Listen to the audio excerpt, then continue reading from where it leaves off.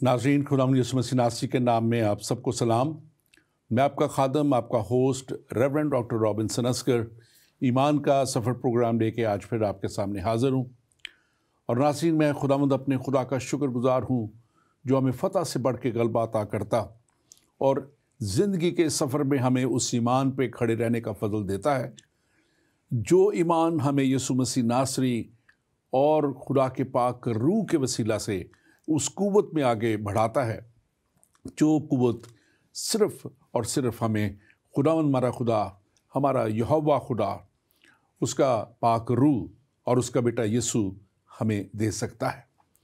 और आज यकीनन जब हम बात करते हैं खुदा के और उसके पाक रूह की, तो आज सबसे पहले मेरी यही दुआ है कि आज आप सबको और हमें खुदा अपने पाक रूह के वसीला से यगानगत का रूह दे, यकदिली का रूह दे और वो हिकमत और वो दानाई बख्शे जिसके वसीला से हम इस कलाम की बातों को बेहतर तौर पे समझ सकें।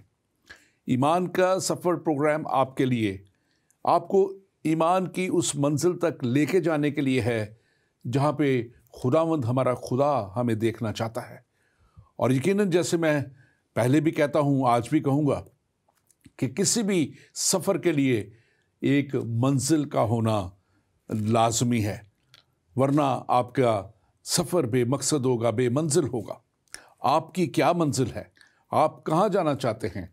और क्या आप वहीं जाना चाहते हैं जहाँ खुदावंद हमारा खुदा हमें लेके जाना चाहता है? यानी वो जगह जहाँ पे खुदावंद हमारा खुदा मौजूद है, उसका पाक रूह मौजूद है और उसका बेटा यीशु मौजूद है, और जहाँ पे हम कलाम कहता है कि हम फरिश्तों की मानद होंगे। यकीनन उस जगह तक जाने के लिए हमें उसके कलाम पे और उसके कलाम की बातों पे अमल करना है और समझना है कि हम किस तौर पे हमें चलना है। मैं ख़ास तौर पे अपने जितने भी नाजरीन इस वक्त हमारे साथ हैं, बाद में जुड़ेंगे, सबसे एक दरख्वास्त करना चाहता हूँ कि आप ज़रूर इस प्रोग्राम को शेयर करें। हमारा फेसबुक पेज ईमान का सफ़र, उस पे आप इसको शेयर करें। आपकी स्क्रीन पे व्हाट्सएप का नंबर आएगा, उस पे आप हमें मैसेज कर सकते हैं। स्काइप ज़िंदगी टीवी की स्काइप हमारी आईडी है, उसके वसीला से आप हमें कॉल कर सकते हैं अगर आप कॉल करना चाहें। और आपके स्क्रीन पे लोकल नंबर्स भी जहां आ रहे हैं, वहां पे आप लोकल नंबर्स पे भी कॉल कर सकते हैं हमें। और ख़ास तौर पे मैं आपको आज ये बात आपके हजूर में शुक्रगुजारी के साथ भी करना चाहता हूँ कि बहुत से लोग हमें मैसेज करते हैं, लेकिन वक्त की कमी के बायस हम अक्सर जवाब नहीं दे पाते या आपको रिप्लाई बैक नहीं कर सकते। बहुत से लोग प्रोग्राम की तारीफ़ करते हैं और प्रोग्राम के ताल्लुक़ से हमें इनकरेज भी करते हैं। और मैं ख़ास तौर पे हमें एक लाहौर से भी, पाकिस्तान से मिस तबीता डेविस है, उन्होंने भी पिछले दिनों बड़ा इनकरेजिंग, बल्कि कल उनका इनकरेजिंग एक मैसेज आया और उस पर उन्होंने ख़ास तौर पे ये बात कही कि आप ख़ास तौर पे ये मुकाशफा की तालीम को आम लोगों तक जो पहुँचा रहे हैं, ये उनके लिए बहुत ज़रूरी है इसको समझना, और हम उनके लिए भी शुक्रगुज़ार हैं। और इस तरह के बहुत से मैसेजेस आते हैं। हमारी बहन एक इंडिया से मिसेस डोरिस आनंद हैं, और उनकी बेटी ने भी आज सुबह मुझसे बात की और कैसे वो इन प्रोग्रामों के वसीला से उन्होंने बड़ी बरकत पाई है और कैसे खुदा अब उन्हें आगे बरकत में लेके जा रहा है। हम उनके लिए भी खुदा के शुक्रगुज़ार हैं। और मैं ख़ास तौर पे आज आपको कहना चाहता हूँ कि आप भी, अगर आपका कोई भी सवाल हो, आप हमें व्हाट्सएप नंबर पे टेक्स्ट कर सकते हैं, मैसेज कर सकते हैं, और आप हमें जो है कॉल भी कर सकते हैं और हम आपकी कॉल का ज़रूर जवाब देंगे। आज हम अपने उसी सिलसिले में अखीर ज़माना के ऊपर जो हम अपनी सीरीज़ कर रहे हैं, उस पे आगे बढ़ते हुए हमने इसमें साइड बाय साइड हमारी जो अभी मेन सीरीज़ जहाँ पे ख़त्म होने वाली है, उसके कुछ चंद प्रोग्राम बाकी हैं, वो हम पास्टर तहसीन गुल खान के साथ करेंगे, क्योंकि उन्हीं के साथ हमने तकरीबन सारी सीरीज़ की है। लेकिन ये सीरीज़ हमने जो पहले हिस्से में मुकाशवा की किताब बुक ऑफ रेवलेशन से जो है जो कलीसियाओं के नाम, 7 कलीसियाओं के नाम जो ख़त हैं, ये हमने शुरू किया है सिलसिला। और लास्ट टाइम हमने आपके साथ पहला प्रोग्राम इस सिलसिले में किया, और आज हम करना चाहते हैं इसमें दूसरा प्रोग्राम हम कर रहे हैं, जो इस सीरीज़ में हमारे साथ पास्टर तसव्वुर सैमुअल हैं। वो पहले भी आ चुके हैं। हम उनके लिए, उनकी सारी खिदमत के लिए खुदा का शुक्र अदा करते हैं। कलाम का एक अच्छा मुशाहिदा रखते हैं, और खुदावंद ने इन्हें बड़ी बरकत दी है। Pastor Tasavvur Samuel, welcome to the show. आपको हम वेलकम करते हैं। आप मज़ीद कुछ कहना चाहें तो ज़रूर। जी, बहुत शुक्रिया, आपने मुझे फिर याद किया, और बड़ी खुशी होगी हम दोनों मिलकर खुदावंद के कलाम की खिदमत करें। Thank you very much. और नाज़रीन, आज जो हमारा टॉपिक है वो खीर ज़माना और कलीसियाए सुमरना को, जो पौलुस रसूल का ख़त है, हम उसके ताल्लुक़ से बात करेंगे। ये ख़ास तौर पे ये बड़ा अहम आज टॉपिक है। आप इसमें ज़रूर हमारे साथ रहें, और बहुत सी बातें हम इसके ताल्लुक़ से मज़ीद आप तक पहुँचाएँगे कि क्यों इन कलीसियों की, जिनको खुदावंद ने चुना, हमारे यीशु मसीह ने डायरेक्टली ये मुकाशवा, फिर से बताता चलूँ कि यीशु मसीह का ये मुकाशवा जो यूहन्ना आरिफ को यीशु मसीह ने दे दिया, ताकि वो हम सब तक और उन 7 कलीसियों तक पहुँचाए। और ये जो है पहली सदी का वाक़या है, मसीह यीशु के जाने के बाद का वाक़या है, जब वो आसमान पर ज़िंदा उठाए गए, मौत और कब्र पे फतह पाने के बाद आसमान पर उठाए गए। और उसके बाद उन्होंने कलीसियाओं को जब ये लिखने को कहा पौलुस रसूल को, तो ये यूहन्ना आरिफ को, तो ये ख़त उन तक उस दौर में पहुँचाए गए। और इन कलीसियों की एक ख़ास अहमियत थी, जिसके ताल्लुक़ से हमने पिछली जो इफिसस की कलीसिया है उसके ताल्लुक़ से भी हमने बताया कि क्यों वो इफिसस जो शहर है, इफिसस का वो मकाम है, वो उसकी क्या अहमियत थी। आप ज़रूर हमारा पिछला प्रोग्राम देखें अगर आपने नहीं देखा, और उसका 244 नंबर है, 244 नंबर IKS ईमान का सफ़र 244। आप हमारे ज़िंदगी टीवी के ऊपर जाके देख सकते हैं। आप हमारे जो हमारा यूट्यूब पे आप इसको देख सकते हैं। ईमान के सफ़र पे आप हमारे पेज ईमान के सफ़र है, उस पर फेसबुक पेज पे देख सकते हैं। और आप ज़रूर इन पेजेस को लाइक कीजिए, ताकि अब तक ये प्रोग्राम पहुंचते रहें। मैं ख़ास तौर पे एक और बात भी करना चाहता हूं कि खुदावंद का कलाम दूसरों तक पहुंचाने का ये आपके लिए मौका खुदावंद हमारा खुदा दे रहा है। आप इसको ज़रूर दूसरों तक पहुंचाएं। पास्टर तसव्वुर, लास्ट टाइम हमने बात की थी, और बात हमने जो इफिसस की कलीसिया के ताल्लुक़ से जब हम कर रहे थे, तो हमने वो सारी बातें बयान की कि कैसे वो जगह, उसकी क्या अहमियत थी, और कैसे वहाँ पे उस जो थी, जिसको गॉडेस, जो देवी अर्तमस को, जिसको डियाना भी वो लोग रोमन वाले कहते थे, क्या वहाँ पे वो उसका बहुत बड़ा टेंपल था, और एक बहुत बड़ी रेजिस्टेंस थी वहाँ पे। और फिर वो देवी जो उनके वक्त के लिए वो उसकी मोहब्बत और प्यार की देवी, जो उनको बेरारवी की तरफ लेके जाती थी, गॉडेस ऑफ लव एक थी, वो लहदा से थी, एफ्रोडाइट जो थी उनके लिए। तो ये सारी बातें हमने बताई थी पिछले प्रोग्राम में। आप मुख्तसर थोड़ा सा उसको ऐड कीजिए उसके ताल्लुक से, ताकि हम आगे बढ़ें। जी बिल्कुल, आपने उसकी आउटलाइंस बयान की, ऐसे हमने बयान किया था। और इस चर्च में हमने देखा कि अगरचे खुदावंद ने उनकी तारीफ़ तो की, लेकिन तंबीह भी की, बताया कि तुम्हें मोहब्बत की कमी है। तो बहुत ज़्यादा मुमकिन है कि हम खुदावंद के लिए काम करते रहें मशीन की तरह, लेकिन वो जो मोहब्बत दरकार है उसकी कमी हमारी ज़िंदगी में हो सकती है। बहुत सी मिनिस्ट्री ऐसी हैं जो काम करती रहती हैं, लेकिन असल में जो मसीह की मोहब्बत है, जो पहली मोहब्बत, जी, जिसमें वो लफ्ज़ खुदावंद ने यूज़ किया कि तूने पहली सी मोहब्बत, यानी कि जो गर्मजोशी, जो खुदावंद का प्यार, जो खुदावंद के लिए डट जाना पूरे तौर पे, अब उसमें कमी आ गई थी। और जो है, और हम ख़ास तौर पे उसको देखेंगे, उसका आखिरी हिस्सा जो था उसको बयान करेंगे, उसमें थोड़ा सा हम चलेंगे, फिर हम आज के टॉपिक की तरफ, जो आज का खाता उसकी तरफ बढ़ेंगे। हमने देखा था कि वहाँ पर अगर 7वीं आयत को हम देखें, जिसमें हमने एंड किया था, लेकिन क्योंकि वक्त थोड़ा था, और यहाँ पे दूसरा बाब मुकाशवा का 7 लिखा है, जिसके कान हो वो सुने, रूह कलीसियों से क्या फरमाता है। जो गालिब आए اسے اس زندگی کا اس کے زندگی کے درخت میں سے جو خداوند کے فردوس میں ہے پھل کھانے کو دوں گا. اب یہ بات جو ہے خاص طور پہ یہاں پہ 2-3 چیزیں ہیں.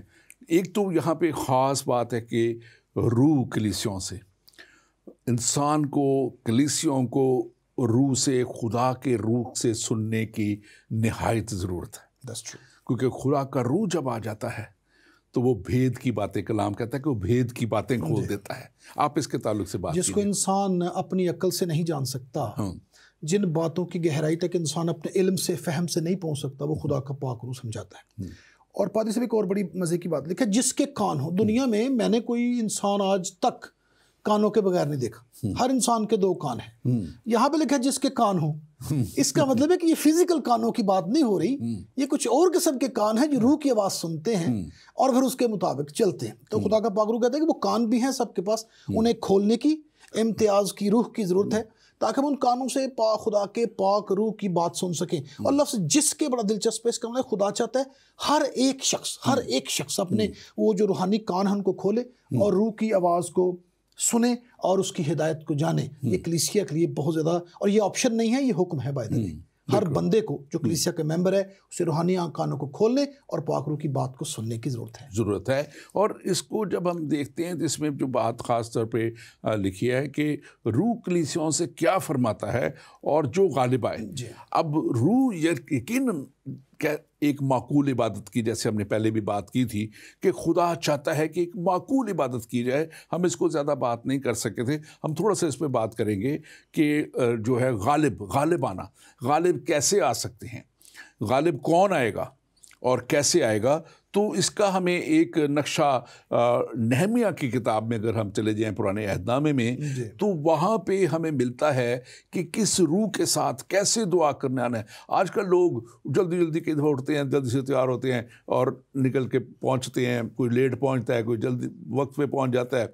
تو عبادت کے لیے جانا ہے, کوئی پراپر تیاری نہیں. اور کچھ لوگوں نے تو وہ باہر سے اپنے آپ کو دھوتے ہیں, لیکن ان کے ذہن, سوچ, خیالات اسی طرح ہی جو ہیں وہ نکمے, اور اس میں ہر طرح کا بغض, حسد, چوری, بہت کچھ اس میں بھرا ہوتا ہے. آپ اس کے تعلق سے ضرور بات. اور سر دیکھیں, آپ نے جو نقشہ بیان کیا صبح اٹھ کے جلدی منہ دھو کے جانے اور دعا کرنے کا, اس دعا کا محرک جو ہے نا وہ ہمارا ڈر ہوتا ہے کہ ہم نے صبح نکلنا ہے, میں نے گاڑی پکڑنی ہے یا بس پہ جانا ہے, سائیکل پہ, واٹ ایور جو بھی ہم موڈ یوز کرتے ہیں. تو وہ خوف ہے جس کی وجہ سے ہم وہ دعا کر رہے ہوتے ہیں کہ بھئی میں صبح اپنے آپ کے لیے دعا کر لوں تو میں حادثات سے بچ جاؤں, اپنی بیوی کو, بچوں کو خدا کے ہاتھ میں دے دوں اور ہم لوگ حادثات و خطرات سے بچیں.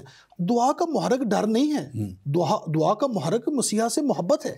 That is the most important thing. اس دعا کا جو محرک محبت ہے اس کی وجہ سے ہمیں دعا کرنی ہے. اور جب محرک جو ہے جو ہمیں تحریک دیتا ہے دعا کرنے کے لیے وہ محبت ہے, تو پھر ہم جو آپ نے نقشہ کھینچا صبح جلدی ہاتھ منہ دھو کے دعا کرنے والا, وہ نہیں ہوگا. پھر ہم ٹائم نکالیں گے, ڈیڈیکیٹڈ ٹائم, اور بیٹھیں گے اور اپنے رب سے گفتگو کریں گے, اپنے خدا سے باتیں کریں. اور یہی وہ چاہتا ہے, یہی عبادت ہے جو چاہتا ہے کہ جو دل سے نکلے. اور میں نے پہلے بھی کہا, میں دوبارہ دہرائے دیتا ہوں کہ جب محبت کی کمی ہو جاتی ہے تو ہم مکینیکل بن جاتے ہیں, بس رسمیں پوری کی اور اپنا دکھانے کے لیے, اپنے آپ کو تسلی دینے کے لیے نماز بھی پڑھ لی, دعا کری, واٹ ایور وی ڈو, اپنے ہاتھ دھو لیے, پاؤں دھو لیے, منہ دھو لیا. لیکن یہ رب کے لیے یہ کچھ چیزیں بڑی اہمیت نہیں رکھتی. رب کو جو the thing he is most interested in is our heart. تو وہ خدا ہمارے دل کی حمد و ثنا اور پرستش کو مانگتا ہے, قبول کرتا ہے, اور وہی اسے اچھی لگتی ہے. ویسے تو فرشتے ڈھیروں ڈھیر لگے ہیں, لیکن انسان سے وہ دلی دعا کی جو ہے وہ درخواست کرتا ہے. اور جب ہم باقاعدہ ٹائم نکالتے ہیں, بیٹھتے ہیں, دعا کرتے ہیں, خاندانی دعا کرتے ہیں, خدا سے روتے ہیں, گھٹنوں کے بل ہوتے ہیں, this is what he requires basically from the believers.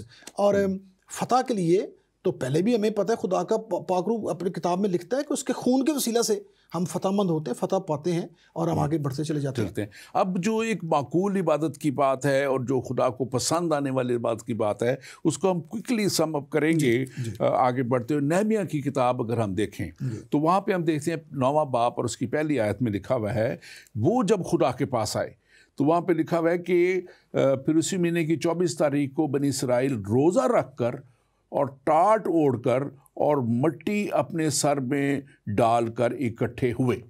اب یہ ایک نظر آ رہا ہے کہ وہ کیسے, دیکھیں یہاں پہ آئے ہیں وہ, انہوں نے روزہ رکھا ہے, بڑی تیاری نظر آ رہی ہے ان کی. ایک ان کو ٹاٹ اوڑھا ہے, انہوں نے اپنے آپ کو ہمبل کیا ہے. خدا کے حضور میں سیک کلوتھ پہننا, ٹاٹ اوڑھنا جو ہے ہمبلنس کی نشانی ہے, اور مٹی اپنے سر میں ڈال کے اپنے آپ کو عاجز کر لینا. آپ اس کے تعلق سے ضرور بات بالکل آپ نے صحیح بالکل فرما دیا کہ ہم دنیا داری کے معاملات سے اپنے آپ کو علیحدہ کرتے ہیں, اور رب کے حضور اگر ایسا موقع آ گیا ہے ہم نے خدا کی نافرمانی کی ہے تو یہ بڑی مقبول عبادت ہے, ہم روزہ رکھیں اور اپنے آپ کو خاکسار کریں, اپنے آپ کو عاجز کریں, اور یہ رب کو پسند آتا ہے.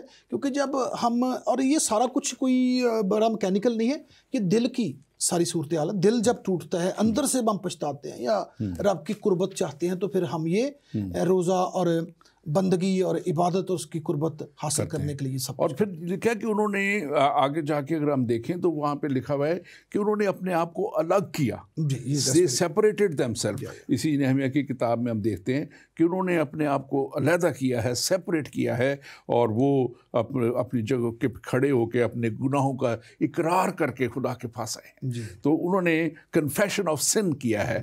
سو یہ خاص طور پہ پوائنٹ ہے.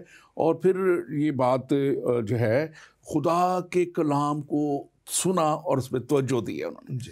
hearing the word of God and then acting on that word of God. اس پہ آ کے انہوں نے لکھا ہوا ہے, اور کلام مقدس میں ہم یعقوب کی خط میں بھی دیکھتے ہیں, وہاں پہ لکھا ہوا ہے کہ بغیر اعمال کے جو ہے ایمان مردہ ہے.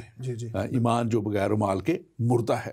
تو اعمال بھی جو ہے انسان کے اس طرح کے ہونے چاہیے. یہ نہیں کہ صرف وہ نمازاں پوریاں کرنیاں نے, اعمال جو ہیں بڑے ضروری ہیں, کیا کر رہا ہے انسان, اور یہ بہت ضروری ہے. اور پانچویں بات خاص طور پہ بلکہ چھٹی اس میں جو ہے کہ یہ ایک ایسی لیڈرشپ, رائچس لیڈرشپ جو ہے کہ وہ اس کی ضرورت ہے. آپ اس کے تعلق سے ضرور بتائیے. جی بالکل. اور اس کے بغیر ہم لیڈر جو ہیں جن کو ہم گائیڈ پیچھے فالو کرتے ہیں نا, جو وہ کرتے ہیں, وہ کہتے ہیں کلیسیا بھی کسی پادری کی ریفلیکشن ہوتی ہے کہ وہ کیا انہیں گائیڈ کرتا ہے. تو یس آف کورس یہاں پر ہمیں نظر آتا ہے کہ خدا چاہتا ہے کہ ہم دل کی تبدیلی اور سر محبت کے بغیر سب کچھ فضول ہے.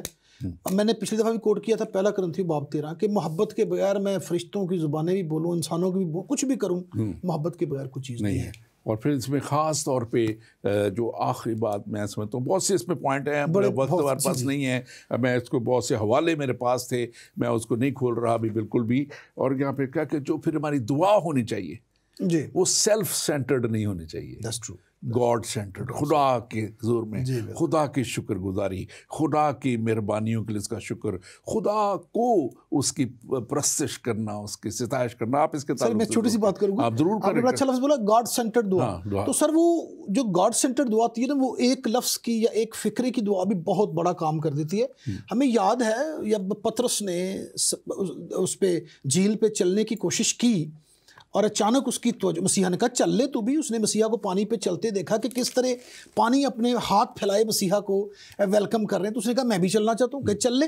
جو ہی چلا, لکھا جب تک مسیح کو تختہ رہا صحیح جا رہا تھا, جو ہی توجہ ہٹی تو ڈوبنا شروع ہوا. وہاں پر سر ایک چھوٹی سی دعا لکھی ہے پطرس کی, لکھا ہے اے یسوع مجھے بچا, گاڈ سینٹرڈ پریئر. اور لکھا کیا ہے کہ مسیحا نے اسے آگے بڑھ کے ایک دم پکڑ کے ڈوبنے سے بچا لیا. تو گاڈ سینٹرڈ پریئر تو سر کمال ہے, اور ان کا یہ فروٹ اور نتیجہ یہ نکلتا ہے کہ خدا ہمیں بچاتا ہے. بالکل. اور وہ آپ نے ایک لفظ کیا, کوشش کی, کوشش ہی نہیں کی بلکہ وہ چلا بھی, کیونکہ یسوع نے چلا, کیونکہ یسوع نے کہا کہ آ, تو پھر کوشش نہیں تھی, وہ چلا. لیکن اس نے شک کیا, اور جب شک انسان کرتا ہے تو پھر وہ گرتا ہے. شک نہیں کرنا, خدا کے کلام پہ ایمان لے کے آگے بڑھتے چلے جانا ہے. اپنے اس ٹاپک کی طرف آتے ہوئے ایک بات میں اس سے پہلے ضرور کہوں گا, جو ساتھی بات ہے, کیونکہ اس پہ بھی وہ بات آئے گی آگے جا کے, جو غالب آئے. اب غالب آنے کے لیے ایک ہی اتھارٹی ہے جو آپ کو امپاور کر سکتی ہے, اور وہ یسوع مسیح ناصری ہے. یسوع مسیح ناصری ہی جب اس سے ہم مانگتے ہیں تو کلام کہتا ہے کہ مانگو تو تمہیں دیا جائے گا. یسوع مسیح خود فرماتے ہیں کہ جو مانگتا ہے مجھ سے, اور جو کہتا ہے وہ یسوع مسیح کے خود بھی الفاظ ہیں کہ جو بھی میرے پاس آئے گا میں اسے ہرگز نکال نہ دوں گا، تو وہ ہر ایک کو اپنے پاس بلاتا ہے، ہر ایک کو ایکسیپٹ کرتا ہے۔ سمرنا کی جو یہ کلیسیا ہے اس کی طرف بڑھتے ہوئے یہ خط اب پہلی کلیسیا کو لکھا گیا، اس کو تھوڑی تنبیہ کی گئی کہ تو نے اپنی پہلی سی محبت چھوڑ دی، واپس آ۔ اس کلیسیا کے لیے ہم دیکھتے ہیں کہ خدا کیا بات کرتا ہے، اور یہاں پہ لکھا ہوا ہے اس میں خاص طور پہ اس کو تھوڑا سا اگر ہم اس کی جغرافیکل دیکھ لیں تو یہ تقریباً 40 میل دور نارتھ میں افسس کے یہ سمورنا کی جو جگہ ہے، اور یہ موجودہ ازمیر کا علاقہ ٹرکی کا جو میں ہے، ازمیر شہر بہت خوبصورت شہر ہے یہ، اور اس وقت اس کی آبادی تقریباً 75,000 سے لے کے 1 لاکھ تک کی آبادی ہوتی تھی۔ آپ اس کے تعلق سے تھوڑا سا مزید بتائیں کوئی جغرافیکل۔ میں جغرافی تھوڑا سی وہی آپ نے بالکل کہہ دیا، افسس کے نارتھ ویسٹ میں یہ ہے، اور سمندر کے کنارے ہی ہے، اور اس شہر کو کہتے ہیں جی، اس شہر کو گلوریا فیسٹ کہا کرتے تھے، عظمت ایشیا، ایشیا کی عظمت اس شہر کا ٹائٹل تھا، اور کہتے ہیں کہ یہ بہت بڑا تجارتی مرکز، ہر قسم کا بزنس یہاں پر ہوتا تھا، چونکہ ہاربر بھی ہے اور بزنس ہوتا تھا، اور اس کی گلیوں کے بارے میں خصوصیت کے ساتھ مورخ بیان کرتے ہیں کہ اس کی گلیاں بڑی کشادہ، بہت بڑی اور خوبصورت ہوتی تھی، اور ان میں ایک گلی تھی اسے کہتے تھے گولڈن سٹریٹ، سنہری گلی۔ وہ گلی سمندر کے کنارے پہ جا کے ختم ہوتی تھی، اور جہاں پر وہ ختم ہوتی تھی وہاں پر سائبل کا مندر تھا، اور سائبل کے مندر کی طرف جاتے ہوئے شہر سے اندر کی طرف سے راستے میں 2 اور مندر بھی راستے میں ہمیں نظر آتے ہیں، ایک اپولوس کا مندر، اور ایک آپ نے ایفروڈائٹ کا مندر بھی پچھلی دفعہ کہا، اور ایک ایسکلیپیوس کا مندر ہے۔ اور جو شہر کے اندر سے گلی شروع ہوتی تھی پہاڑوں کے پاؤں کے نیچے، وہاں پر سب سے بڑے دیوتا زیوس کا مندر تھا۔ اور سر دیکھیں، تجارتی بھی شہر ہے، امیر شہر ہے، اکنامکلی بڑا سٹرونگ ہے، اتنے بڑے بڑے مندر ہیں، اور ان مندروں میں دن رات ان اپنے خداؤں کی پوجا کرتے ہیں، بڑا مذہبی مرکز یہ ہوا کرتا تھا ان دنوں میں، جہاں پر پھر بعد میں کلیسیا۔ اور پھر یہ آپ نے جو اس کے بعد میں کہا، یہ بہت بڑا انفلوئنس رکھتا تھا اس پورے علاقے میں، اور اس کا جو بت ہے اس کے تعلق سے کسی کو بات کریں گے کہ یہ جہاں جہاں لے کے گیا، ابھی بھی جب یہ رشیا اور اس طرف موو کیا تو وہ سارے رشیا میں کمیونزم آ گیا، یہ سوشلزم آ گیا، اور چائنا میں کمیونزم آ گیا، یہ اس علاقے میں رہا، اور اب یہ 40s اور 50s کے درمیان اس کو برسلز میں لایا گیا ہے، اور یورپ اس کے بعد جو ہے دہریہ سے دہریہ ہوتا چلا گیا جب سے یہ بت اس کا موو ہوا یہاں پہ۔ یہ کس کی اپنی ہسٹری ہے۔ ان حالات کے اندر یہ کلیسیا اور ایمانداروں کا وہاں پہ سروائیو کرنا کوئی آسان بات نہیں تھی، اور جیسے ہم نے پہلے کہا تھا کہ یہ خطوط جو لکھے گئے ہیں یہ ایک بڑے ہی ایسے پس منظر ہیں ان شہروں کے اور ان جگہوں کے، جس کی وجہ سے ان کو لکھے گئے ہیں، کیونکہ وہ ایک ایسے حالات سے یہ گزر رہے تھے۔ آپ ضرور اس کو بیان کیجیے تھوڑا سا۔ تو اب دیکھیے، اتنا کچھ ہونے کے باوجود، اتنے بڑے مندر اور ان کا مذہبی مرکز اور تجارتی، وہاں پر کلیسیا جو ہے وہ ان کے بیچاروں کے پاس تو کمرے ہیں جہاں پر وہ عبادت کرتے ہیں، اور وہ اتنے امیر بھی نہیں ہیں، لیکن وہ کلام کی بات بڑی صادر آتی ہے کہ تم دنیا کا نور ہو، اور پوری کائنات کے اندھیرے پر وہ مسیحا کی محبت کی لو، جو روشنی جو تھی وہ غالب آ گئی، اور اس پورے علاقے میں انجیل کی روشنی پھیلی ہے۔ اور پھر وہاں پر یہ ایسا چرچ ہے جس کی صرف تعریف کی گئی ہے صرف، اور اتنے بڑے شہر میں جا کے بھی انہوں نے خداوند کا کام اس بہادری سے۔ اور یہاں پہ ہم دیکھتے ہیں کہ خداوند ان سے کہہ رہے ہیں کہ میں تیری مصیبت اور تیری غریبی کو جانتا ہوں، 9ویں آیت اگر ہم دیکھیں، لیکن اس سے پہلے ایک بڑی اہم آیت ہے، میں آج اس پہ بات کرنا چاہتا ہوں۔ لکھا ہے 8ویں آیت میں، سمرنا کی کلیسیا کے فرشتے کو یہ لکھ، اب کون کہہ رہا ہے؟ یہ یاد رکھیں، یسوع مسیح کے یہ الفاظ ہیں، اور وہ ان کو کہہ رہے ہیں کہ اور یہ لکھ، جو اول اور آخر ہے اور جو مر گیا تھا اور زندہ ہوا، وہ یہ فرما رہا ہے۔ یسوع مسیح اول اور آخر۔ آج اس بات کو بڑا میں سمجھتا ہوں کہ سمجھنے کی ضرورت ہے ہمارے جتنے بھی ناظرین ہیں۔ یسوع مسیح خود فرما رہے ہیں، جن کو یہ دنیا کہتی ہے کہ یہ روح اللہ ہیں، جن کو کہتے ہیں کہ ان کو ماننے بغیر ہمارا مذہب پورا نہیں، ان کی بات لکھیں جو اول اور آخر۔ جب وہ اول اور آخر ہے تو آپ مجھے بتائیں کہ اس کے بعد کسی کے آنے کی ضرورت ہے؟ آپ اس کو بیان کیجئے سر.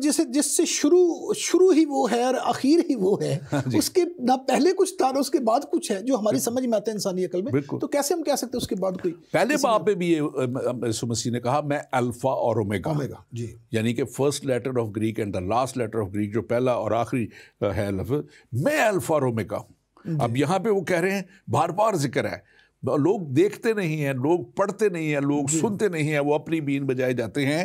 وہ کہہ رہے میں اول اور آخر ہوں, میرے بعد کوئی بھی نہیں ہے. اور میں اس بات کو آج خاص طور پہ دیکھ رہا کہ جب یسوع مسیح نے کہہ دیا تو پھر ہم کسی اور کو کیسے کہہ دیں کہ اس کا آنا جائز ہے یا وہ ہے یا نہیں ہے. ہم اپنی کتاب تک رہتے ہوئے یہی کہتے ہیں کہ جو یسوع نے کہہ دیا وہ حرف آخر ہے, اور وہی اس کتاب میں لکھا ہے, اور اسی کتاب کو ماننے کے لیے قوموں کو کہا گیا ہوا ہے کہ اس کو مانے. اور لکھا ہے جو زندہ تھا, جو مر گیا تھا اور زندہ ہوا, اب پھر سے وہ خود اپنے منہ سے اپنے الفاظ ہے وہ یہ فرماتا ہے. اب وہ کیا فرما رہا ہے؟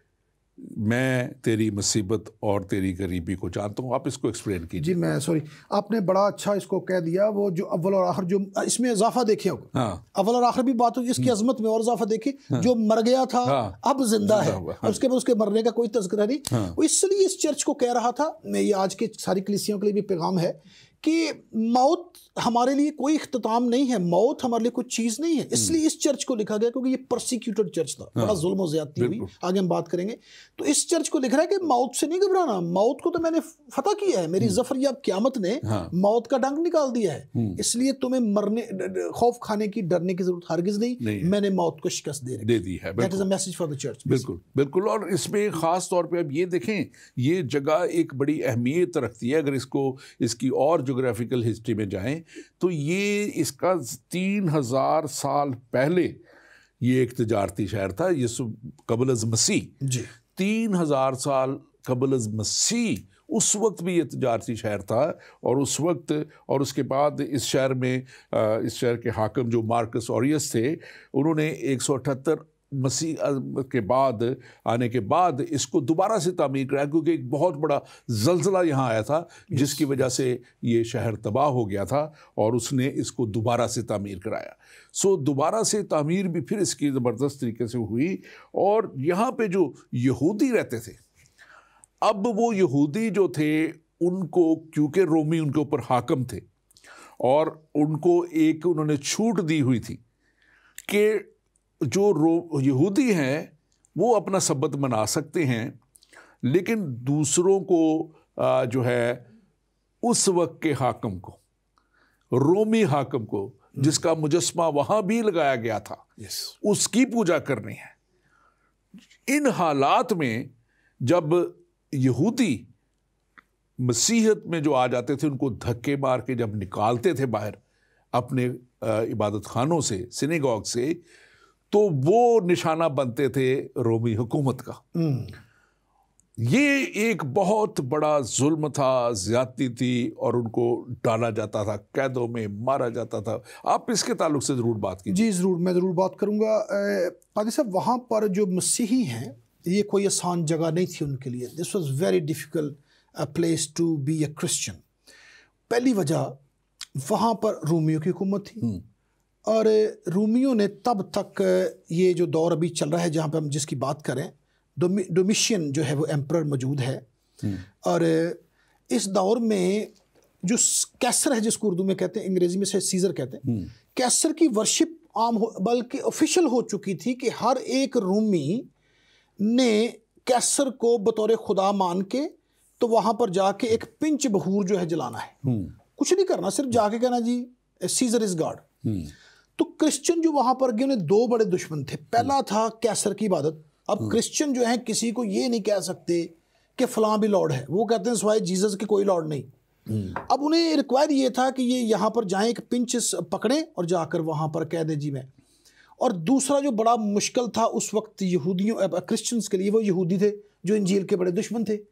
اور ہر طرف سے ہی دشمنیاں تھیں، ہر طرف سے مشکلات تھیں، اس کے باوجود یہ چرچ شاباشی لینے والا ٹھہرا ہے۔ اور یہ صاحب وہ شہر ہے پاس تصور جس میں سب سے پہلے جو ہے وہ ہے ایشیا میں جی اس وقت کی ایک دیوی ڈیا روما اس کا نام تھا، اس کا جو اس کی ہیکل وہاں پہ بنائی گئی، جی اور اس ہیکل کو وہاں پہ پوجا بھی کروائی جاتی تھی، زبردستی جو تھا کہہ لیں، یا وہ لوگوں کو مائل اور قائل کیا جاتا تھا۔ تو ان حالات میں سمجھتا ہوں کہ بہت ہی مشکل حالات میں وہاں کی کلیسیا جو تھی وہ قائم رہی۔ ہم یہاں پہ جو خاص بات دیکھتے ہیں، کرسچینٹی اس وقت بھی دنیا کا سب سے زیادہ پرسیکیوٹڈ مطلب کہ جہاں اظہار رسانی ہو رہی ہے جس قوم پہ، جن لوگوں پہ، مذہب پہ، وہ کرسچینٹی ہے۔ 80% جو ہے اظہار رسانی جو ہے، پرسیکیوشن ہے، وہ کرسچنس کی ہو رہی ہے، اور ہم دیکھ رہے ہیں کہ یہ پہلی صدی میں بھی اس وقت بھی یہ ہو رہا تھا، یہ اس وقت سے یہ کام جاری ہے، لیکن خدا کے لوگ بڑھتے چلے گئے ہیں، کیونکہ یہ سچا کلام، خدا کا کلام آپ کو اس بات کے لیے زور دے دیتا ہے، طاقت دے دیتا ہے، قوت دے دیتا ہے۔ آپ اس کے تعلق سے ضرور بات کیجیے۔ اور سر وہ شروع میں ہم نے جب شروع کیا تھا، اس کا نام دیکھیں سمرنا، ہاں سمرنا، اور یہ مر لفظ کا مادہ ہے، یہ سمرنا اس کا مادہ ہے، وہیں سے یہ لفظ۔ اور مر کیا چیز ہے ہمیں پتہ ہے، مر ایک وہ بڑی کڑوی سی ایک ریسنز ہوتی ہے، لیکن اس کی خوشبو بڑی زبردست ہے، اور اس کلیسیا کو سمرنا کا نام دیا گیا ہے۔ مر خداوند کے حضور بھی جلاتے تھے پرانے زمانے میں، مر کے اور بھی بڑے کام تھے، کاہن کے کو مسح کرنے کے جو تیل استعمال، اس میں بھی مر ڈالتے تھے۔ پھر ہم دیکھتے ہیں کہ کچھ اور بھی مر کے کام ہیں جو عبادت خانے میں بھی مر کو جلایا کرتے، اس کی خوشبو ہے۔ اس چرچ کو سمرنا کہا گیا کہ یہ مر کی خوشبو کی طرح کا چرچ ہے۔ تو یہاں سے خوشبو کہاں سے اٹھ رہی تھی؟ میں اپنے آپ سے پوچھ رہا تھا، وہ خوشبو تھی مقدسین کے لہو کی، ان کے خون کی۔ اتنا خون اس جگہ پر بہایا گیا، اور اس کی خوشبو خداوند کے نتنوں کو اس کے خون کی پہنچتی تھی، اس لیے اس چرچ کو بہت ہی پسندیدہ چرچ قرار دیا گیا ہے۔ اور وجہ تھی پرسیکیوشن، ان لوگوں نے پرسیکیوشن سے گزر گئے ہیں۔ روم کے کسی دیوتا کو نہیں کہا ہی از مائی لارڈ، ان کا نہیں، ہم نہیں کہیں گے۔ حالانکہ میں ڈاکٹر صاحب کی دفعہ سوچتا ہوں، لوگ کچھ سوچتے ہوں گے، لبرل جو لوگ ہوں گے، کہ یار آپ نے کیا کرنا، جا کے چٹکی لے کے تو وہاں پر جلا دو تو واپس آ جاؤ، باقی سارا سال کرسچن رہو، اپنی جان بچاؤ۔ اس نے کہا نہ، خداوند کے سوا ہم کسی کو لارڈ کہہ ہی نہیں سکتے۔ اور یہ وہ حالات پھر، کیونکہ اس ساری چیزوں کا بتانا بہت ہی ضروری ہے، لیکن اس سے پہلے کہ میں بتاؤں، میں اپنے ناظرین سے کہوں گا کہ آپ ضرور ہمیں، اگر کوئی آپ کا سوال ہے، آپ ہمیں ٹیکسٹ کر سکتے ہیں۔ ہماری انڈیا سے جو بہن ڈورس ہے، وہ غالباً ٹرائی کر رہی ہیں اسکائپ پہ، مجھے ان کا میسج آ رہا ہے کہ میری وہ آئی ڈی کو ایکسیپٹ کیا جائے، زندگی ٹی وی آئی ڈی سے وہ کال کرنا چاہ رہی ہیں۔ آپ بھی اگر کال کرنا چاہیں، اچھا، مجھے بتایا جا رہا ہے کہ آئی ڈی ایکسیپٹ کرنے کی ضرورت نہیں، آپ اسٹریٹ اوے اس پہ کال کیجئے، اس آئی ڈی پہ، اور آپ کو آپ کی کال ملے گی۔ آپ کوئی بھی اگر کرنا چاہے تو زندگی ٹی وی اسکائپ کے اوپر اس آئی ڈی پہ آپ کال کیجئے، اور وہ آپ کو کنیکٹ کریں گے۔ بھائی صاحب، جو میں بات کر رہا تھا جی، اس سمرنا کی جو کلیسیا میں، اس شہر میں 23 AD میں جو مسیح کے بعد جو ہے، اس میں سیزر اگسٹس کو ان کی جو سینٹ نے یہ اجازت دی کہ ایک اور ہیکل وہاں پہ بنائے، اور وہ ہیکل اس نے اپنی ماں لیویا کے نام سے منسوب کی، اور پھر 3 سال بعد پھر رومی سینٹ جو تھی، اس نے اس ہیکل کو، اس وقت کی بڑی بدعت جو تھی، بہت بڑا کلٹ اس ٹائبیریس کا تھا، ٹبریس کہتے تھے اس کو، یا تبریاس بھی کہتے تھے اردو میں، اور انگلش میں ٹائبیریس کہتے ہیں اسے، اس کو انہوں نے اس کے ساتھ منسلک کر دیا، اور یہ اس وقت کی ایک بہت بڑی بدعت تھی جو کہ خدا کے خلاف کام کر رہی تھی۔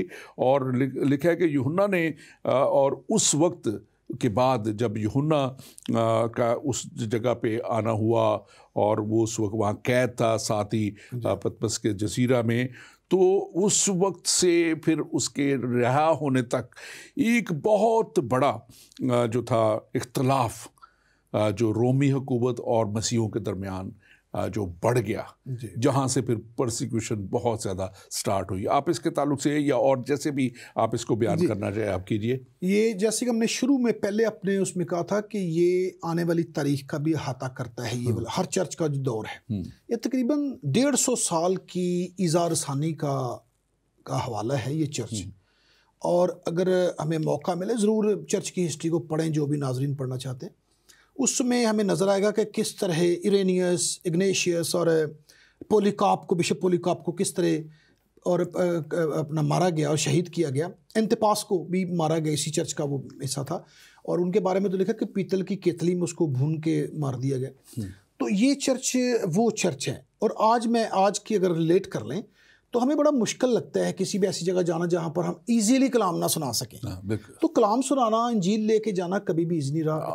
صاحب آپ نے ذکر کیا بشپ پولیکاپ کا, اور وہ بزرگی کی حالت میں 86 کی عمر میں, جب کہ وہ بہت زیادہ کلام کو پھیلاتا رہا, اس کو جب پکڑا گیا, قید کیا گیا, بہت دفعہ اسے کہا گیا, کیونکہ اصل میں رومی نہیں چاہ رہے تھے اور حاکم نہیں چاہ رہا تھا کہ وہ کرے, کیونکہ وہ ایک بہت بڑا نام رکھتا تھا, فالوئنگ بھی رکھتا تھا, تو اس کو وہ چھوڑنا چاہتے تھے, لیکن کہتے تھے کوئی دفعہ کہہ دے کہ میں نے یہ نہیں کیا. لیکن وہ اس پہ ڈٹا رہا. اس نے کہا کہ 86 سال جس خدا کی میں نے عبادت کی ہے, میں نے پرستش کی ہے, میں اس کا کیسے انکار کر دوں. اور پھر اس کو لکھا ہے کہ انہوں نے لکڑیوں کے ساتھ جب باندھا, اور بتاتے ہیں یہ حقیقت ہے, تو اس کو پہلے کیل لگاتے تھے. اس نے کہا مجھے کیل لگانے کی ضرورت نہیں, آپ اس کو انہیں جلانے کا آرڈر دیا, حالانکہ جلایا نہیں جاتا تھا. جلانے کے جب آرڈر دیا گیا اور جب آگ بہت زیادہ لگائی گئی, تو لکھا ہے کہ وہ آگ اس کو افیکٹ نہیں کر رہی تھی. خدا کی طرف سے ایک ایسی تیز ہوا چلی کہ وہ شعلوں کو دوسری طرف لے جا رہی تھی. تو جب انہوں نے دیکھا کہ یہ جل نہیں رہا, تو یہ سچی اس پہ ہسٹری میں یہ بات ہے, تو پھر انہوں نے کہا, ایک رومی جو وہاں پہ پہرے دار تھا اس کو کہا کہ جا اس کو چھید دے. تو اس نے اس کو جو ہے چھروں سے چھید کے مارا اس کو جو ہے, اور وہ جو ہے اس طرح اس کا. تو یہ وہ پرسیکیوشن ہے جس کے بارے میں خداوند یسوع مسیح خود کہہ رہے ہیں کہ میں تیری مصیبت, تیری غریبی, اور دوسری بات وہ کہہ رہے ہیں میں تیری غریبی کو. اب کیونکہ جیسے ہم بھی دیکھتے ہیں ہمارے ملک میں بھی ہے, کچھ حد تک انڈیا میں بھی ہے, ان ملکوں میں جہاں پہ زیادہ غلبہ ہے دوسری قوتوں کا, وہ نہ اچھی جابز دیتے ہیں, نہ اچھے ریسورسز دیتے ہیں. بہت چند ہیں جو اچھے ریسورسز اور جاب رکھتے ہیں, میجورٹی کو وہ دھتکارا جاتا ہے, جابز نہیں دی جاتی, ان کے بزنسز فلاپ ہوتے ہیں, بزنسز نہیں چلنے دی جاتے, کوئی ریسٹورانٹ سے مسیحیوں کے کھانا نہیں کھانا چاہتا, کوئی دوسرا, یہ اور بہت سے مسائل ہوتے ہیں. تو اس طرح کی غربت ان کو بھی فیس کر رہے تھے وہ. لیکن آگے بڑی خوبصورت بات ہے, آپ اس کو بیان کرتے ہیں. جی اس کے لیکن وہ بات آگے خداوند کہہ رہے ہیں, مگر تو دولت مند ہے. آپ اس کو ذرا بیان کریں. تھینک یو سر, آپ نے کمال بات کر دی. ہم انسانوں کا خیال یہ ہے کہ جس کے پاس دولت ہے, جس کے پاس پیسہ ہے, جس کا نام فوربس میں کی لسٹ میں, ریچسٹ مین کی لسٹ میں آ گیا, وہ بڑا امیر ہے. خداوند کے معیار جو ہے نا وہ بالکل ہی فرق ہے. وہ کہتے ہیں فوربس کی لسٹ میں, ریچسٹ کی لسٹ میں نام آیا کہ نہیں آیا, جس کا نام برے کی کتاب حیات میں لکھا ہے نا وہ دنیا کا امیر ترین شخص ہے. جس بندے کے پاس ادھر گھر ہے کہ نہیں, آسمان پر جس کا مینشن بک ہے نا, وہ دنیا کا امیر ترین شخص ہے. جس کو اپنی زندگی کا پتہ ہے کہ نہیں پتہ, اس سے قطع نظر. جس کو یہ پتہ ہے کہ میں نے جو ہی آنکھیں بند کی میں ابدی زندگی کا وارث ہونے جا رہا ہوں. سر خدا کے معیار فرق ہیں. خدا نے کہتا ہے تو دولت مند ہے. ارے یہ غریبی, میں یہی کہتا ہوں اپنے خاص کر انڈین اور پاکستانی کرسچنز کو, یا اور جتنے بھی کرسچن دنیا میں پرسیکیوٹ ہوتے ہیں, ہمیں مشکلات کا سامنا ہے, چیلنجز کا سامنا ہے, لیکن خدا کی کتاب میں, خدا کے کھاتے میں ہم امیر گردانے گئے ہیں. اور خدا کہتا ہے میں جانتا ہوں, تیری غربت کو جانتا ہوں. اور وہ آپ نے پہلے جو بشپ کی بات کی کہ دیکھیں ان غریبوں کے خون کے بہائے جانے کی خوشبو آج تک, اس خوشبو سے پوری دنیا معطر ہے. انجیل کی بشارت اور کلیسیا کی روشنی پوری دنیا میں آج بھی موجود ہے. آج بھی کرسچینٹی دنیا کا سب سے بڑا مذہب ہے. وہ جو غریب تھے رب کی نظر میں دولت مند تھے, اور وہ دولت جو وہ غریبی جو رب کی نظر میں دولت گردانی گئی, اس کا فروٹ دیکھیں, حاصل دیکھیں کہ آج بھی دنیا کے ایک بڑے حصے میں انجیل کا پرچم بلند ہے، صلیب کا پیغام عام ہے اور لوگ مسیحا کو جانتے ہیں۔ تو سر یہ ایک کمال، خدا کے معیار فرق ہیں، اس لیے کوئی بندہ انسانی معیار سے غربت یا امیری کو ماپنے کی کوشش نہ کرے۔ میں کہتا ہوں سب سے امیر وہ ہے جس کا رب باپ ہے، جس کے پاس ابدی زندگی ہے، جس کا آسمانی مینشن ہے اور جس کا نام برے کی کتاب حیات میں لکھا ہے، جس کا بدن پاک روح کا مسکن اور ٹیمپل ہے، وہ دنیا کا سب سے امیر شخص ہے، اور جو مسیحا کو نہیں جانتا وہ کنگال ہے۔ اور میں سمجھتا ہوں کہ آج کی کلیسیا کے لیے جو یہ غریبی کی بات ہے، جو یہ ظلم کی بات ہے، آج کی کلیسیا کے لیے میں یہ کہوں گا کہ اے پاکستان کی کلیسیا، اے انڈیا کی کلیسیا، اے ایران کی کلیسیا، اے مڈل ایسٹ کی کلیسیا، اے الجزائر کی کلیسیا، اے سوڈان کی کلیسیا، جہاں جہاں ظلم و ستم ہو رہا ہے کلیسیا پہ، خدا کہہ رہا ہے ان سے آج، خدا اس سمورنا کی کلیسیا کو جو کہہ رہا ہے وہ ان کے لیے بھی کلام ہے کہ میں تیری مصیبت کو جانتا ہوں، لیکن تو غریب نہیں ہے، میں تیری غربت کو بھی جانتا ہوں، تو امیر ہے کیونکہ تیرے پاس وہ ہے جو ان کے پاس نہیں ہے، تیرے پاس خدا کا بیٹا ہے، تیرے پاس وہ ہے جو ہمیشہ کی زندگی دیتا ہے، اور جس کا وعدہ ہے کہ جو مجھ پہ ایمان لائے گا وہ ہمیشہ کی زندگی کا وارث ٹھہرایا جائے گا۔ اور یہ وعدہ اس نے ہر ایک وعدہ اپنا پورا کیا۔ اس نے شاگردوں سے کہا تھا کہ میں پھر آؤں گا، وہ پھر زندہ ہو کے ان کے پاس واپس آیا۔ کلام کہتا ہے اور سارے مذاہب اس بات کو تصدیق کرتے ہیں کہ کرائسٹ ول کم اگین، کیونکہ یسوع مسیح نے خود کہا تھا کہ میں دوبارہ آؤں گا، اور دنیا انتظار میں ہے اس کی۔ تو وہ جو کہتا ہے وہ کرتا ہے۔ خداوند ان سے کہہ رہا ہے اے مصیبت اٹھانے والو، تم غریب نہیں ہو، تمہارے پاس وہ کچھ ہے جس کو بڑے بڑے خزانے بھی خرید نہیں سکتے، اور وہ ہمیشہ کی زندگی ہے، وہ خدا کی حضوری ہے۔ آپ اس کے تعلق سے ضرور بات کریں۔ میں اس پہ ضرور بات کروں گا۔ دیکھیں، یہودی ہیں تو وہ بھی مسیحا کی آمد کے منتظر ہیں، ہمارے مسلمان ہیں تو وہ بھی مسیحا کی آمد کے منتظر ہیں، اور ہم ہیں تو ہم بھی مسیحا کی آمد کے منتظر ہیں۔ آخر بھئی مسیحا کے بغیر کیوں دنیا کا کاروبار نہیں چلے گا؟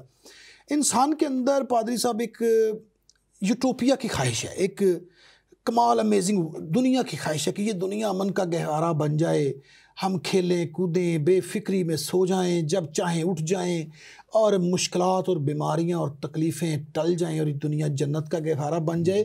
کلام پڑھ کے دیکھ لیں، کلام شاہد ہے کہ یہ دنیا یوٹوپیا یا وہ دنیا نہیں بن سکتی جب تک مسیح نہیں آئے گا۔ وہ آئے گا، اپنی ہزاری قائم کرے گا، اس دنیا میں نہ دکھ ہوگا، نہ تکلیف، نہ بیماری، نہ پریشانی۔ تو پھر مسیحا کا آنا ہی تو از حد ضروری ہے، وہ نہیں آئے گا تو یہ کاروبار دنیا آگے چل نہیں سکتا۔ اور ایک بات جو پہلا یوحنا اس کے 5 باب اور اس کی 12 آیت میں لکھی ہوئی ہے، لوگ سمجھتے ہیں کہ ہمارے پاس زندگی ہے، ہمارے پاس آسائش ہے، ہمارے پاس یہ ہے، لیکن یہاں پہ کلام کہتا ہے جس کے پاس بیٹا ہے، جس کے پاس بیٹا ہے اس کے پاس زندگی ہے۔ یعنی کہ یہ زندگی تو ختم ہونی ہے، لیکن وہ ہمیشہ کی زندگی کا وہی وارث ہے جس کے پاس بیٹا ہے۔ پہلا یوحنا اس کا 5واں باب 12ویں آیت، اور جس کے پاس خدا کا بیٹا نہیں اس کے پاس زندگی نہیں ہے۔ آج لوگ بڑی ہی سمجھتے ہیں کہ وہ آئے گا، یسوع مسیح سب کچھ کرا کے حوالے کر دے گا، ایسا نہیں ہوگا۔ یہ کلام کہتا ہے، یسوع مسیح نے کہا ہے میں ہی اول اور میں ہی آخر ہوں اور کوئی نہیں ہے۔ اور یہاں آپ کچھ کہنا چاہ رہے ہیں؟ سر میں کہہ چاہتا کہ وہ حوالے نہیں کرے گا کسی کے بھی، سب کچھ اس کے حوالے کیا جائے گا، کلام یہ کہتا ہے۔ اور اگر آپ دوسرا یوحنا دیکھیں اور اس کا پہلا باب اور اس کی 9ویں آیت کا دوسرا حصہ دیکھیں، وہاں لکھا ہے جو اس تعلیم پر قائم رہتا ہے اس کے اور اس کے پاس باپ بھی ہے اور بیٹا بھی ہے۔ اس کے پاس باپ بھی ہے اور بیٹا بھی، یعنی خدا بھی ہے اور خدا کا بیٹا یسوع بھی اس کے پاس ہے۔ اور یہی وہ کلام ہے جو حقیقت ہے، جو سچائی ہے، جس کو ہم چاہتے ہیں کہ لوگوں تک ہم پہنچائیں۔ آپ ضرور بات کیجئے اس کے اگلے حصے پہ، اس آیت کے جو ہم پڑھ رہے ہیں، سمرنا کی کلیسیا۔ یہاں پہ اگلی آیت آپ دیکھیے ذرا اس کو جی، اور لکھا ہے میں تیرے کام نہیں، اور جو اپنے آپ کو یہودی کہتے ہیں اور ہیں نہیں بلکہ شیطان کی جماعت ہیں، ان کے لعن تان کو بھی جانتا ہوں۔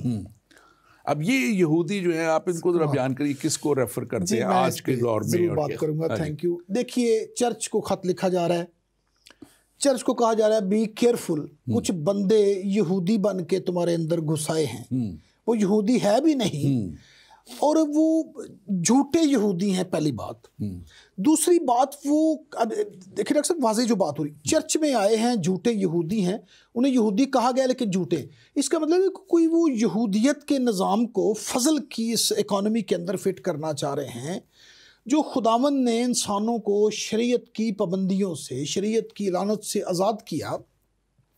وہ یہودی جو ہیں وہ دوبارہ آ کے چرچ کے اندر چرچ کی اکانومی کو یہودیت کے پیٹرن پر چلانا چاہتے ہیں، دوبارہ ان کو شریعت کی پابندی میں لے کے جانا چاہتے ہیں۔ اور یہاں پر انگریزی میں جو لفظ یوز ہوا ہے نا جی، لعن تان کے لیے لکھا ہے، وہ بلاسفیم کرتے ہیں، بلاسفیمی کرتے ہیں، وہ گستاخی کرتے ہیں، وہ خدا کی قانون کے خلاف جاتے۔ سر یہ ایسے لوگ تھے جو نہ تو یہودی رہنا چاہ رہے تھے، نہ کرسچنی پنجابی جی کی چج نہ بننا چاہ رہے سن، وہ کچھ مکسنگ کرنا چاہ رہے، کوئی مکسچر بنانا چاہ رہے تھے۔ خدا کا کلام واضح بیان کرتا ہے کہ شریعت جو ہے وہ فضل جو ہے وہ شریعت کے ماتحت نہیں ہے، اور جو شریعت والے ہیں وہ فضل کی اس برکات کو حاصل نہیں کر سکتے۔ ہمیں یا تو شریعت کے پیچھے چلنا ہے یا پھر فضل کے پیچھے چلنا ہے، ادھی پچدی زندگی کے پیچھے جانا ہے یا پھر ابدی زندگی کے پیچھے جانا ہے۔ اور اس کو خداوند یہاں پہ سرزنش کر رہے ہیں کہ یہ جھوٹے ہیں اور یہ ہمارے فضل کی جو برکتیں ہیں ان میں مکسنگ کرنا چاہ رہے ہیں، جو میں سمجھتا ہوں اس آیت کو پڑھ کے۔ بالکل۔ اور آگے اگر ہم چلیں مزید 10ویں آیت جو ہے دوسرے باب کی مکاشفہ کی، اور وہ بڑے واضح طور پہ یہاں پہ بیان کر رہی ہے، جو دکھ تجھے سہنے ہوں گے ان سے خوف نہ کر، دیکھو ابلیس تم میں سے بعض کو قید میں ڈالنے کو ہے تاکہ تمہاری آزمائش ہو، اور 10 دن تک مصیبت اٹھاؤ گے، جان دینے تک بھی وفادار رہے تو میں تجھے زندگی کا تاج دوں گا۔ اب ایک طرف تو خداوند وارن کر رہے ہیں، تنبیہ بھی کر رہے ہیں، آگاہ بھی کر رہے ہیں کہ تمہیں مصیبت اٹھانی ہوگی، جو دکھ تجھے سہنے ہوں گے ان سے خوف نہ کر۔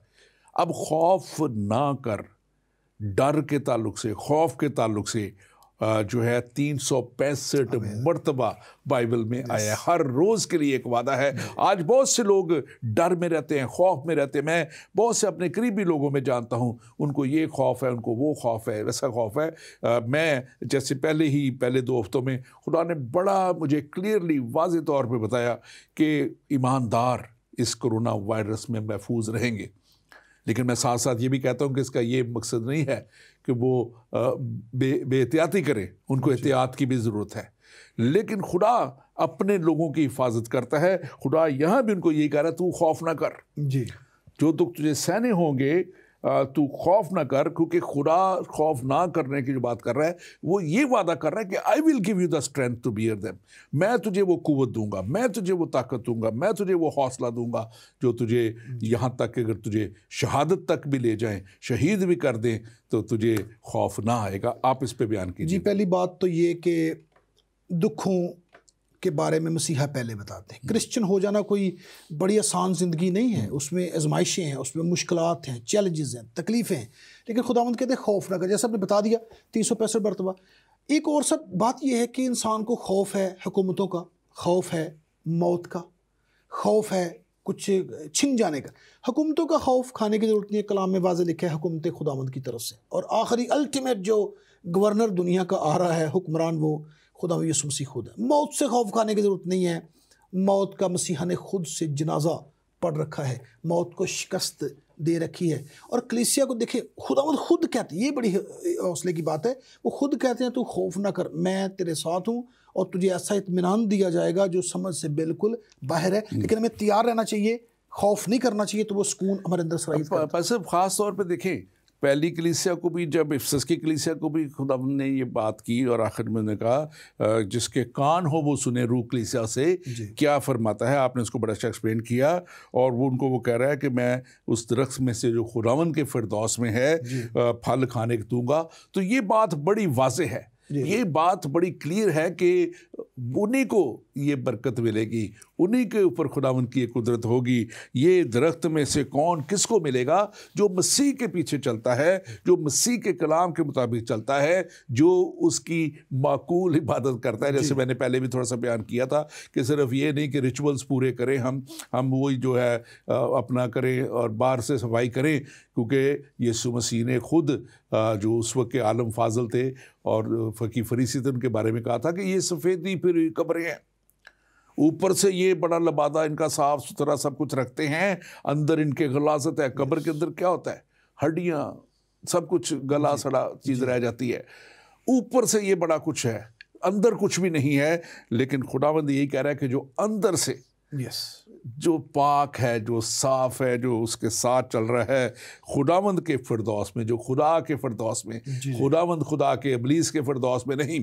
وہ ابلیس خدا کے فردوس میں کوئی ایسی چیزیں نہیں ہوں گی, کوئی ایسے 2 نمبر کام نہیں ہوں گے, کوئی وہاں پہ خدا کے اس پورے کلام میں کہیں بھی کوئی ذکر نہیں ہے کوئی حوروں کا, کوئی دوسروں کا, کسی اور چیز کا. جب اس کتاب کو ماننا ہے تو پھر اس کے مطابق ہمیں اس تصور کو اپنا رکھنا ہے, اس خیال کو اپنا صاف رکھنا ہے کہ وہاں پہ تو خداوند ہے, اس کی حضوری ہے. اور یہاں پہ خدا کا کلام بڑے واضح طور پہ کہہ رہا ہے کہ آزمائش میں سے گزرو گے, تم 10 دن تک مصیبت اٹھاؤ گے. اور یہ اس وقت میں جو تھا ایک کچھ ایسا قانون بھی تھا اور ایسا ہوتا بھی تھا, اور ایون جو پولیکوپ کو بھی 10ویں دن ہی جو تھا وہ جو اس کو پاپا جو شہید کیا گیا تھا, تو 10 دن تک وہ کرتے تھے. اس کی اور بھی کچھ تفسیر ہیں جو کہ 10 دفعہ بھی کہتی ہیں آپ پہ مصیبت آئیں گی. میں آج جب اس پہ سوچ رہا تھا تو جب یہ میرے ساتھ انسیڈنٹ ہوا, جب مجھے پاکستان چھوڑا ہوا, پہلا کیس سمجھ پہ کیا وہ بھی 10 دن میں ختم ہوا, دوسرے کیس میں بھی ایگزیکٹلی 10 دن کے بعد ہی میں 10 دن تک میں بڑی مشکل, بڑی پریشانی سب کچھ رہا, اور 10ویں دن کے بعد میں نکلا وہاں سے. خدا نے کہا کہ نکل جا, اس ملک سے تو چلا جا.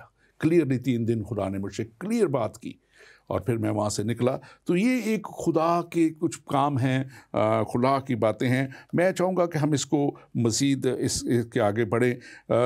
جہاں اس کو آخری حصے کو ذرا آپ بیان کیجئے تھوڑا. تو میں اس پہ بات کر لیتا ہوں. اب 10 دن کی بڑی خوبصورت بات آپ نے کی. بائبل میں پہلی دفعہ جب 10 دن استعمال ہوئے نا, پتہ ہے کب ہوا؟ جب اسحاق کے لیے بیوی لینے کے لیے اس کو کہا نا, لینے اس کا جو الیعزر گیا لینے کے لیے, تو وہاں پہ لکھا ہے کہ جب اس کو انہوں نے کہا ٹھیک ہے تو اس کو لے جا اسحاق کے لیے ربکا کو, تو اس کی ماں اور بھائیوں نے کہا اسے 10 دن کے لیے ہمارے پاس رہنے دے. تو بہت سارے علماء مسیحیت جو ہیں, جو مسیحی مفسر ہیں یا شارحین بائبل ہیں, وہ یہ کہتے ہیں کہ یہ 10 دن کا مطلب ہے کہ مختصر دور لیکن ڈیفینٹ دور یہ ضرور آئے گا. تو یہاں پر اس کی بڑی تشریحات ہیں. 10 ایمپررز کے نام بھی لکھے ہیں جنہوں نے ظلم کی انتہا کی, حالانکہ وہاں پر ایمپرر زیادہ تھے جنہوں نے ظلم کیا, لیکن 10 کے نام خصوصیت کے ساتھ آتے ہیں. تو 10 کے مختصر ٹائم ہوتا ہے لیکن ڈیفینٹ ٹائم ہے, اور یہ خدا ان کے دوران چیک کرتا ہے. آپ نے اپنی مثال دے دی مجھے 10 دن کے بعد, تو یہ ہے کہ ضرور آئے گا, تمہیں گزرنا ہے, لیکن یہ زیادہ لمبا. لیکن ایک بہت بڑا وعدہ جس کا میں چاہ رہا تھا کہ آپ اس پہ بات کریں, اور وہ لکھا ہے کہ میں تجھے جان دینے تک بھی وفا رہے تو میں تجھے زندگی کا تاج دوں گا. تاج کن کے پاس ہوتا ہے؟ ونرز کے پاس, ونرز کے پاس, بادشاہوں کے پاس, جن کے پاس کو رتبہ, جس کے پاس مرتبہ ہوتا ہے, ان کو تاج دیا جاتا ہے. اور اس شہر سمرنا کا جو نشان تھا, جو ہر شہر کا نشان, وہ بھی تاج تھا. وہ آپ اس کو ہسٹری دیکھیں, اس کا تاج, اس کا نشان, جیسے کچھ ملکوں کے شیر ہیں انہوں نے اپنے بنائے ہوئے نشان یا کچھ اور ہے, سمرنا کا جو نشان تھا وہ تاج تھا. اور خداوند یہاں پہ ایمانداروں سے وعدہ کر رہا ہے کہ میں تجھے زندگی کا تاج دوں گا. میں تجھے وہ تاج دوں گا جو زندگی کا, پوری زندگی کے لیے ہے, ہمیشہ کے لیے ہے. ختم ہو, دنیا کی بادشاہتیں ختم ہو جاتی ہیں, دنیا کے تاج اتر جاتے ہیں, چھن جاتے ہیں, لیکن خداوند پوری عمر کا وعدہ کر رہا ہے. آپ اس کے اوپر مزید بات کریں, اور اس کے ساتھ ساتھ اس آخری حصے پہ پھر سے ضرور بات کریں. جس کے کان ہوں وہ سنیں, روح کلیسیوں سے کیا فرماتا ہے. جو غالب آئے اس کو دوسری موت کا نقصان نہ پہنچے گا. یہ دوسری وقت تھوڑا آپ دوسری موت پہ ضرور بات دوسری موت. اور جو غالب آئے اسے میں زندگی کا تاج دوں گا، یہ آپ نے بات کر دی. تاج ونرز کو ملتا ہے جو دوڑ لگاتے ہیں. انسان کے اندر نیچر ایک ٹینڈنسی ہے کہ اسے اچھا لگتا ہے کہ اس کی کوشش کو سراہا جائے، اور خداوند کہتے ہیں جو غالب آئے گا کوشش کرے گا میں اسے زندگی کا تاج دوں گا. اور دوسری وعدہ یہ ہے کہ دوسری موت کا اس پر کوئی، ہم جانتے کلام میں 2 پیدائشیں بھی ہیں اور 2 اموات کا ذکر بھی ہے. دوسری موت وہ ہے جب ہم ہمیشہ کے لیے دوزخ کی آگ میں ڈال دیے جائیں گے، انصاف ہو جائے گا، کتابیں کھل جائیں گی، سب کچھ ہو جائے گا. تو وعدہ ہے کہ جو غالب آتا ہے اس کے ساتھ ابدی زندگی کا وعدہ ہے. دوسری موت وہ ہے جس کے بعد کوئی چانس نہیں. یہ لوگ جو ہیں دوسری موت کا شکار نہیں. اور دوسری موت کے تعلق سے خاص طور پہ بائبل بیان کرتی ہے کہ جب آگ اور بند گندک کی جھیل میں ڈالا جائے وہ دوسری موت ہے. لیکن کلام مقدس کہتا ہے جو 2 دفعہ پیدا ہوا وہ ایک ہی دفعہ مرے گا. یعنی کہ جسم کی پیدائش اور روحانی پیدائش، روحانی روح سے پیدا ہونا، یسوع مسیح کے خدا کے روح سے پیدا ہونا، یسوع مسیح کو اپنا مان لینا، اپنا بنا لینا. اور یہ وہ وقت ہے جس کو خدا کہہ رہا ہے کہ پھر اس کے اوپر دوسری موت نہ ہوگی. ہمارے پاس وقت تھوڑا رہ گیا. Thank you very much. God bless you. ہم اس پہ نیکسٹ پروگرام میں تھوڑی سی اور بات کریں گے، پھر ہم آگے چلیں گے. آج کے لیے خاص طور پہ خداوند یہ کہہ رہا ہے کہ ایک ہی ہے. ناظرین، ایک ہی ہے جس نے کہا کہ میں کل آج اور اب تک یکساں ہوں. ایک ہی ہے جس کی قبر آج بھی خالی ہے. ایک ہی ہے جس نے کہا میں الفا اور میں اومیگا ہوں. ایک ہی ہے جس نے کہا کہ میں ابتدا اور میں انتہا ہوں. اور ایک ہی ہے جس نے کہا میں اول اور آخر ہوں. اور ایک ہی ہے جس نے کہا جان دینے تک وفادار رہ تو میں تجھے زندگی کا تاج دوں گا. کیونکہ اس کے پاس اختیار ہے، اس کے پاس اتھارٹی ہے، اس کے پاس ہر طرح کی پاور اینڈ اتھارٹی ہے. اس سے پہلے کہ میں کلوز کروں، ہمارے پاس ہماری درخواست ایک آئی ہے. بیٹی انم انور ہیں، انہوں نے کہا کہ بیٹی دعا کریں اور اسپرچل گروتھ کے لیے. بورن اگین ہیں، خداوند میں چلتے ہیں، اسپرچل گروتھ اور بیپٹزم آف ہولی اسپرٹ کے لیے. آئیے ہم ان کے لیے بھی اور اپنے سارے ناظرین کے لیے ایک لمحے کے لیے دعا کریں گے. خدا میں تیرے خادم پاسٹر تصور کے ساتھ اور اپنے اور ساتھیوں کے ساتھ مل کے، اور جتنے اس وقت آن لائن ہیں اور جتنے ایماندار لوگ اس بات پہ ہمارے ساتھ کھڑے ہیں، ہم مل کے اپنی اس بیٹی انم انور کے لیے دعا کرتے ہیں. در نیم آف جیسس فادر، یسوع کے نام میں جیسے تیری اس بیٹی کی خواہش ہے پا خدا، تو اس کو اور زیادہ اپنی قوت سے بھر، اور زیادہ اپنے مسا سے بھر. اپنا پاک روح خداوند اور پاک روح کو بپتسمہ جیسے تیری بیٹی کی خواہش ہے حاصل کرے، اس کو تو عطا کر تاکہ وہ تجھ میں تیرے زور میں آ کے بڑھے. یسوع مسیح ناصری کے نام میں خداوند ہم یہ بھی دعا کرتے ہیں جتنے لوگ اس کلام کو سنتے ہیں، خداوند ان کے جو بھی دلوں میں سوالات ہیں، ذہنوں میں سوالات ہیں، اپنے بیٹے یسوع کے نام میں خداوند تو خود اپنے پاک روح کے وسیلہ سے، جیسے خداوند تو نے ہماری اس بیٹی کو، خدا ہماری بہن ڈورس آنند کی بیٹی کو تو نے جو اس پروگرام کو فالو کرتی ہے، جس نے آج گواہی دی کہ اب انہوں نے اب یسوع کو، مسیح کو بار بار دیکھ رہی ہیں. خداوند تو اپنا آپ اپنے لوگوں پہ بھی ظاہر کر تاکہ یہ لوگ بھی تجھے جانیں اور تجھے پہچانیں. یسوع مسیح ناصری کے نام میں دعا مانگتے ہیں، آمین. اور ناظرین، خداوند کا کلام سچا ہے، اور خداوند کا کلام بڑے واضح طور پہ کہتا ہے میں اس لیے آیا کہ وہ زندگی پائیں اور کثرت کی زندگی پائیں. یہ یسوع مسیح کے الفاظ ہیں. یسوع مسیح آپ کو کثرت کی زندگی دینا چاہتے ہیں. یسوع مسیح آپ کو ہمیشہ کی زندگی دینا چاہتے ہیں. یسوع مسیح آپ کو مصیبتوں میں، دکھوں میں، پریشانیوں میں بھی زور بخش کے اس جگہ تک لے کے جانا چاہتے ہیں جو ہمیشہ کی زندگی ہے. اور خداوند کے لیے ہم شکر گزار ہیں ان سب لوگوں کے لیے جو میسیجز کر رہے ہیں. بہت سے میسیجز آ رہے ہیں. ہم اگلی دفعہ کوشش کریں گے کہ کچھ لوگوں کے میسیجز کے مطابق بات کی جائے. ابھی ہمارے پاس وقت کیونکہ ختم ہو رہا ہے. ایک ہی بات ہم آپ سے کریں گے، یسوع کے پاس آئیں، اس کے ساتھ ساتھ چلتے رہیں، جس کا وعدہ ہے میں کل، آج اور اب تک یکساں ہوں. ایک ہی ہے جو یکساں ہے، ایک ہی ہے جو لا تبدیل ہے، ایک ہی ہے جس نے کہا میرے پیچھے چلے آؤ کیونکہ میں نے تمہارے لیے فدیہ دیا ہے. آئیں، اس کے پاس آئیں اور اس کی قربت میں آگے بڑھتے چلے جائیں. وہ وعدوں کا سچا خدا آئے گا اور آپ کو اپنی بڑی برکتوں میں آ کے لے کے جائے گا. آئیں اور اس کے ساتھ چلیں. خداوند یسوع مسیح ناصری آپ کی مدد کرے اور رہنمائی کرے. آمین آمین. آمین.